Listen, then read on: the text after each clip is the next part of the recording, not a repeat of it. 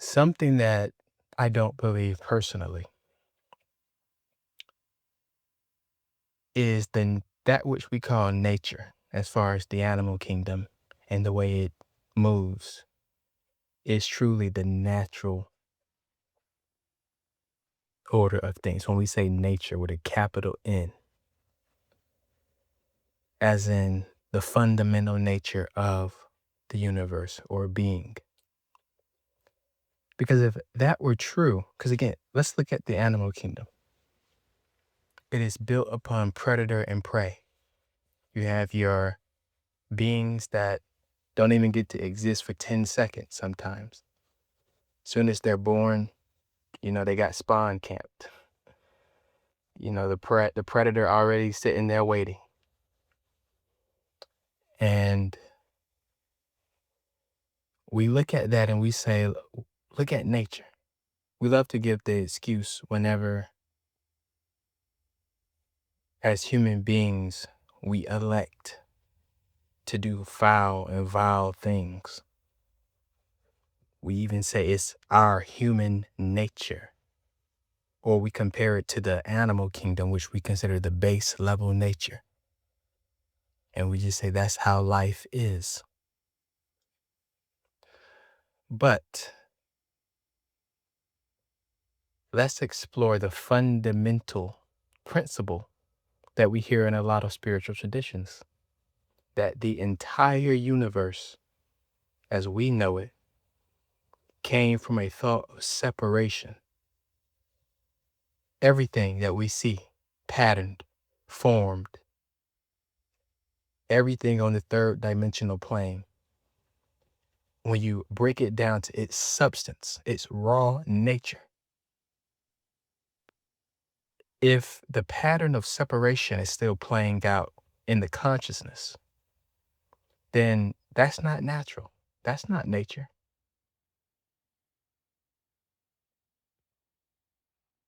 Being that life is self-sustaining, meaning it is, and it's quote unquote started itself.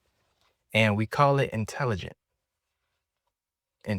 life that knows how to heal, that knows how to grow, that knows how to do all these things until it's time to quote unquote feed itself.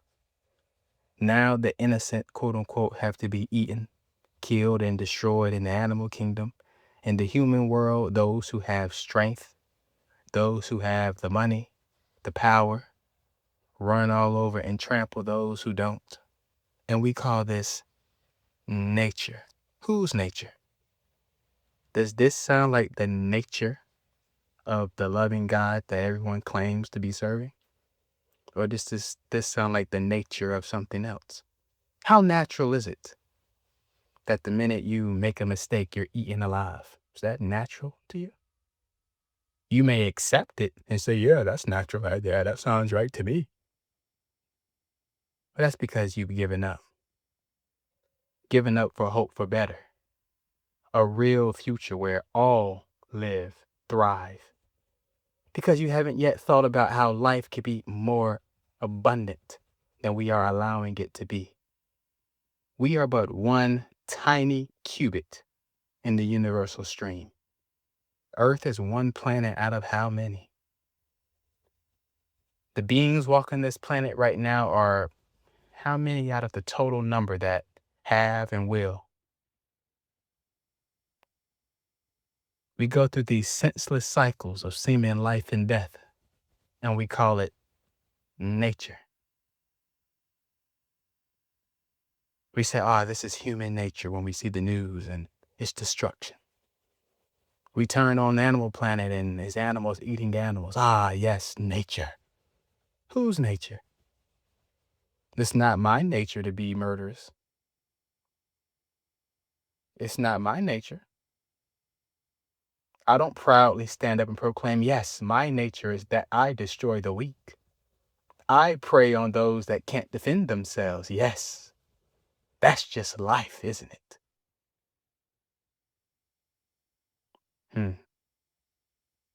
Yet so many accept that very thing, allowing it to be their nature. Yes, allowing it. Man loves to have so much boastfulness until it's time to take responsibility for one's own actions, own mistakes, own littleness in its thinking. Man loves to proclaim its greatness until it's time to answer up to the things that it has done, destroying the planet, destroying itself. All of a sudden, it's pointing around. Who did it? What happened to that pride? That you did it. You know you did it. Mankind. Whose nature? Is it to eat, kill, and destroy so that one side can be fatter and fuller, while the other side diminishes? And why do we just accept that? All the intelligence in the world. We got people that can build rocket ships, but we can't figure out how to feed everybody on the planet. Oh, no, we do know how to do that. We just don't really care. We got Wi-Fi running through the air, invisible currents that connect everyone to everyone in the world, but we can't get along.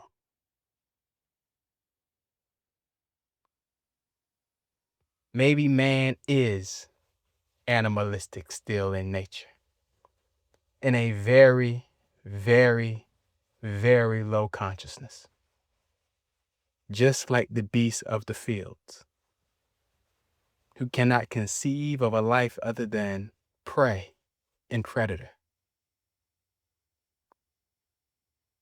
Yet we call ourselves the intelligent species.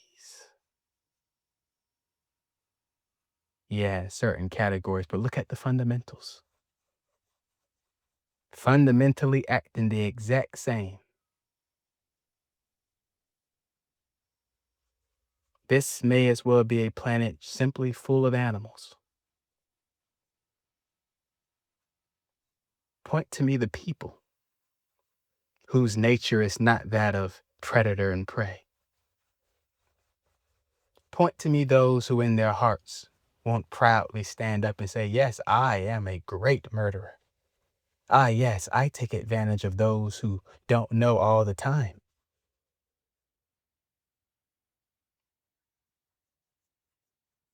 Isn't that interesting? Nature.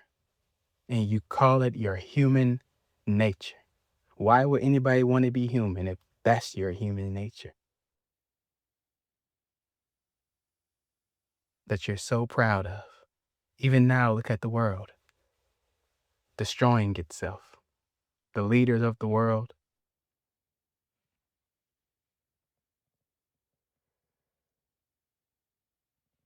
So, Gaia, Earth, they gotta go. I'm not interested in destroying the planet or the people on the planet. So I think it's time that we begin to work with the planet, those who are of the same resonance and frequency, to begin to use our intention, our will, and our prayers and our activity, actual activity, not just praying, but asking, what can I do? How can I use my consciousness, my awareness, my spirit to uplift, to build, to break that hypnosis, quote unquote, called human nature, that finds it just as pleasurable to love as it finds to steal, kill, and destroy. It is time for us to ask Earth, are you not also tired of having these type of people and beings running around your planet? Imagine being the planet and the very beings you supply life and air and all these things to trample upon you. They run around and spill countless amounts of blood upon your body. They drop bombs upon your body.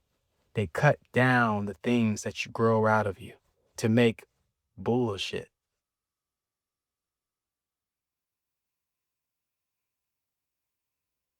And yeah, We could argue that it's just a small group, a small select few out of the total pot. Or is it everybody is holier than thou based in their own story? Even I must call out my own self. So we can begin to ask the planet we're on.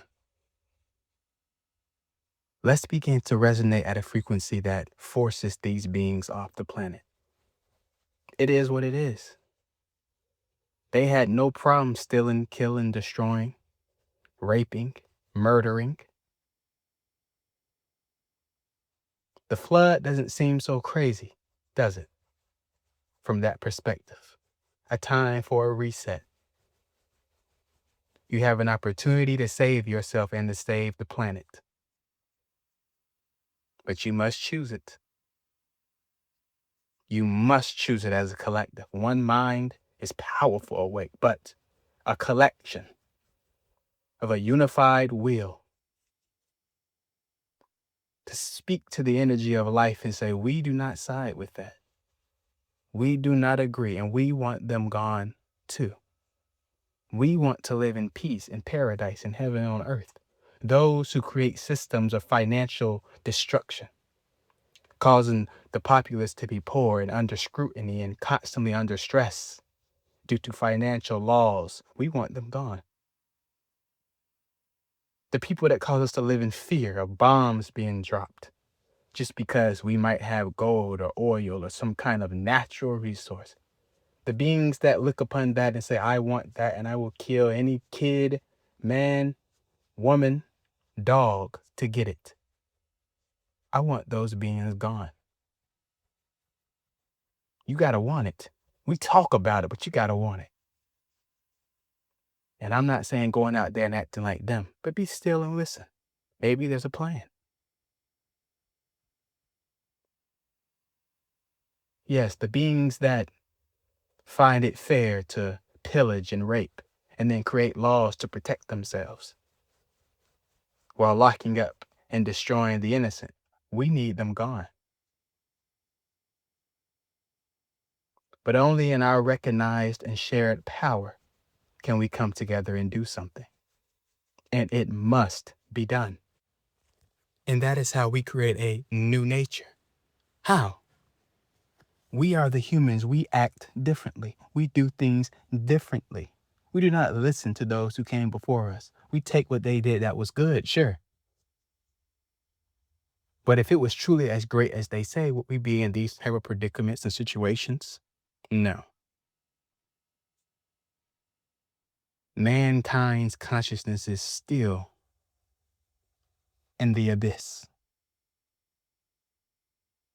How could you have wars and that not be? Still have these type of leaders. And you might say, it's not me. But look at it from a collective viewpoint. I would say it's not me either, right? But by allowing evil, not saying we're necessarily siding with it, but look, if you have clear knowledge, beings of earth, clear understanding that the ones that you call your quote unquote leaders are destructive, murderous, raping, pillaging beings, and you still allow them to get up in the morning and lead you and call them your leader. Even if you say, that's not my leader, you still allow them to do what they want to do. What does that make us as a people when it's all said and done? When they come and read the history books 200 years from now, why didn't they do something?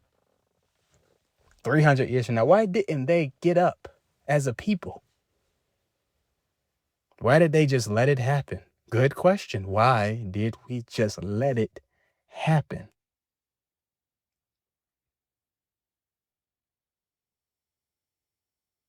But we can create a new nature.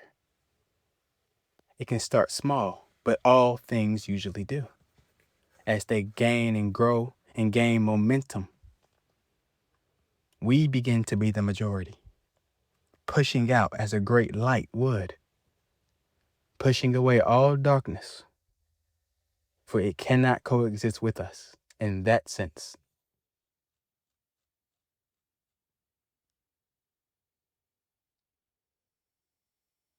We can define our own nature, or we can accept our true nature, which, how could it be those things? How could the true nature of life be death? Hmm? That doesn't even make sense, that the nature of life is death, but we have accepted it as such, accepted it as so, not questioning it, not wondering how could that be. Therefore, when death and those things seem to occur at the hands of the great seeming evil ones, it's just chalked up as part of the plan, part of the purpose. Interesting cope, isn't it? Did Christ not say, I came to bring life and life more abundantly? Not death and death more abundantly, but that sure is what has been our seeming plight. So what do we want? That's literally the only question. What do we want? Because unfortunately, right, as a collective, when the majority is lost in darkness, it darkens the entire planet. We must rise up and forget all the, sure, there can be fear and indecision, but at the end of the day, it's going to be the end of the day. And either death and destruction will still be our Lord and masters, or life and upliftment. Period. You cannot serve two masters. So we either going to keep rolling over and showing our stomach, or we're going to take a different path. And it may include fangs. So be it. But fangs not to hurt, not to wound, but to pick up our scepters of our powerful beings, our powerful minds and hearts, and declare that we are free as a people from the cycles of death and destruction, from the leaders of death and destruction. Yes, we are, and we will hear no ifs, ands, or buts about it. They didn't compromise when they were blowing us up, were they? They didn't compromise. They didn't slow down. There was no indecision. You think sickness moves with indecision? No. So why should health move with, I don't know if I should or not? Take back your planet.